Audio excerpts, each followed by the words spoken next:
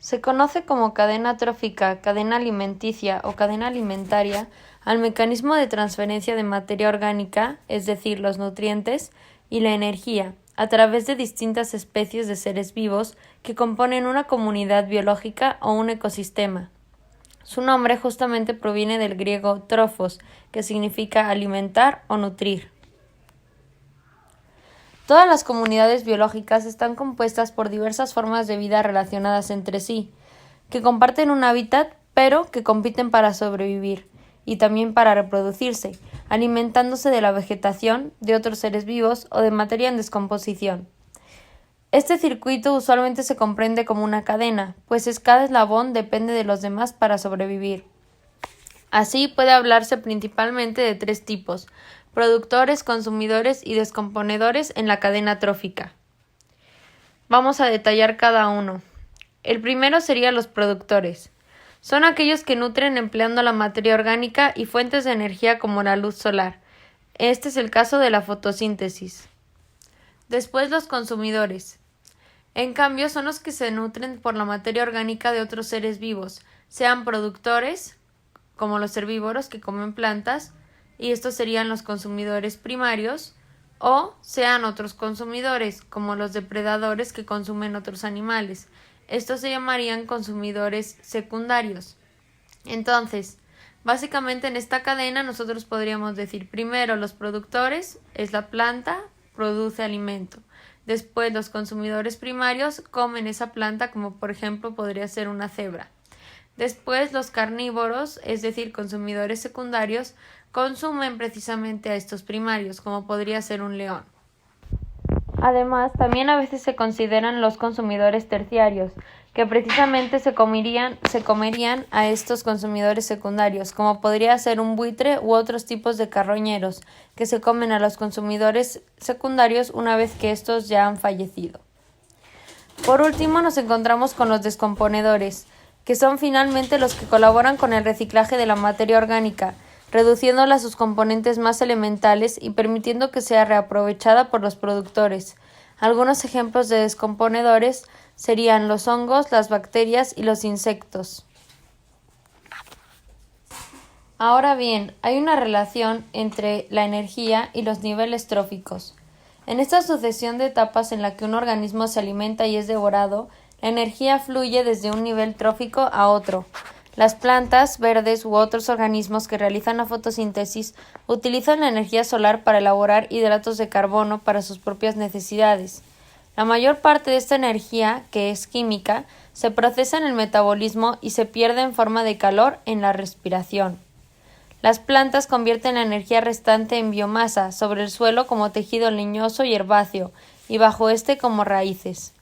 Por último, este material, que es la energía almacenada, se transfiere al segundo nivel trófico, que comprende los herbívoros que pastan, los descomponedores y los que se alimentan de detritos. O sea que precisamente la energía se va disminuyendo conforme pasa de un nivel a otro.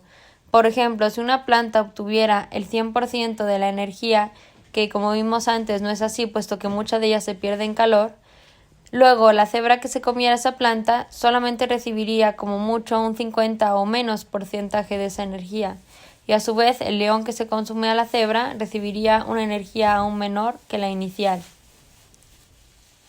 Si bien la mayor parte de la energía asimilada en el segundo nivel trófico se pierde de nuevo en forma de calor en la respiración, una porción también se convierte en biomasa.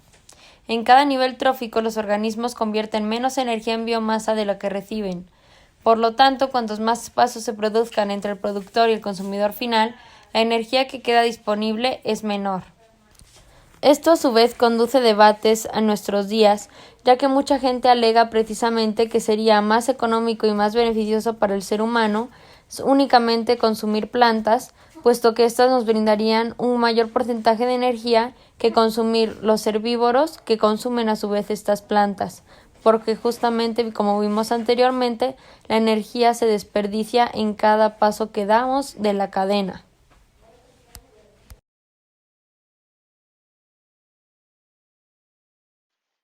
Ahora hablaremos de las interacciones biológicas. Como ya hemos mencionado antes, cada ser vivo forma parte importante del desarrollo de los demás seres vivos que se desarrollan a su alrededor. No únicamente la cadena alimenticia explica el modo de cómo es el ciclo de la vida y de la alimentación de algunos organismos. Existen otros tipos de relaciones que determinan el modo de vida de las especies. A estas las llamamos interacciones biológicas. Más específicamente, las llamamos así debido a que son las relaciones entre los organismos de una comunidad biológica dentro de un ecosistema. En un ecosistema no existen organismos totalmente aislados de su entorno. Estos son parte del medio ambiente, rico en elementos no vivos y vivos, y en otros organismos de una especie o de otras, con los cuales forman múltiples interacciones. Las relaciones entre estas especies pueden ser muy diversas. A continuación abordaremos las más importantes. El neutralismo es la interacción entre dos especies donde ninguna de las dos resulta beneficiada o perjudicada. Esto se puede dar porque no están ligadas a la cadena alimenticia o porque simplemente no afectan el desarrollo del uno del otro. Un claro ejemplo es la relación que puede haber en la sabana entre un león y una hormiga o entre alguna especie de ganado con las aves. El mutualismo se da entre individuos de diferentes especies, donde ambos se benefician y mejoran su actitud biológica. Este tipo de relación se puede observar entre las abejas y las plantas con flor. Las abejas, al consumir el polen de las flores, también lo esparcen por el ecosistema, creando más plantas. Simbiosis es la relación entre dos o más especies, obligatoria en la que todos o algunos de los simbiontes salen beneficiados. Este es el ejemplo de algunos hongos en los árboles. Estos hongos se nutren de la corteza de los árboles, pero al mismo tiempo previenen que algunos pájaros u otros animales traten de perforar el tronco. La protocooperación es la interacción en la cual dos organismos o poblaciones se benefician mutuamente.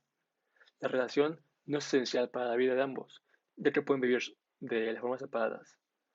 Se puede dar incluso entre organismos de diferentes reinos, como en el caso de las flores y los polinizadores o de ciertas plantas y sus micorrizas. El amensalismo es la interacción que es perjudicial para una de las especies y neutral para la otra. Un ejemplo es el eucalipto. Esta planta segrega ciertas sustancias que impiden el crecimiento de todas las plantas que estén a su alrededor. El comensalismo es la interacción en la que una especie es beneficiada y neutral para la otra. Un ejemplo más claro son las rémoras. Estas son pequeños peces que se adhieren al cuerpo de los tiburones y se alimentan de los restos que éste deja al despedazar a las presas.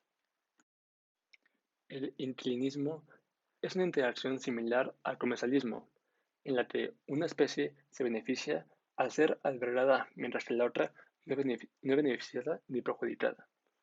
Es muy común ver algunas aves o algunas ardillas que viven en los pequeños huecos dentro de los árboles. Este es un claro ejemplo, ya que el árbol nos afecta y la ardilla se le brinda refugio.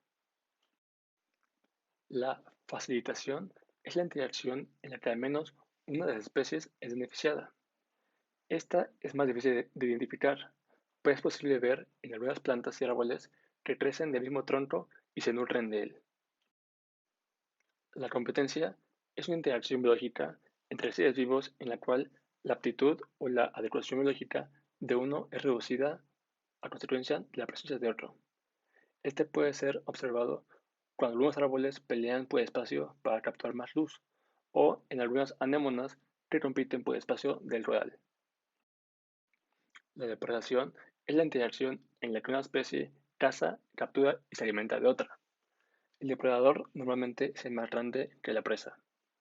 Esto ya lo vimos en la cadena alimenticia, y es un claro ejemplo en la relación entre leones y gacelas. El parasitismo es la interacción en la cual una especie se beneficia y la otra es perjudicada. El parásito normalmente es más pequeño que el huésped y puede ser cuando un virus o una bacteria se alberga en un organismo causándole enfermedades. La alelopatía es la interacción entre dos organismos de la misma o entre organismos de diferentes especies, en la cual un organismo perjudica, que es alelopatía negativa, o se beneficia de otro, alelopatía positiva, mediante la acción de alguna sustancia química. Esto se puede observar cuando plantas se encuentran cerca unas de otras, pero una absorbe más nutrientes del suelo, dejando a las otras sin poder consumir nada. Finalmente, la exclusión mutua es la interacción en la cual una especie excluye a la otra del mismo hábitat y viceversa. Generalmente, la exclusión se realiza por alteraciones del hábitat común. Un ejemplo son los leones y las hienas. Existe un territorio delimitado que le pertenece a los leones y otro a las hienas, y estas no se atreven a acercarse a menos que sea por alguna cosa muy necesaria, y estos siempre se tratan de expulsar unos de otros.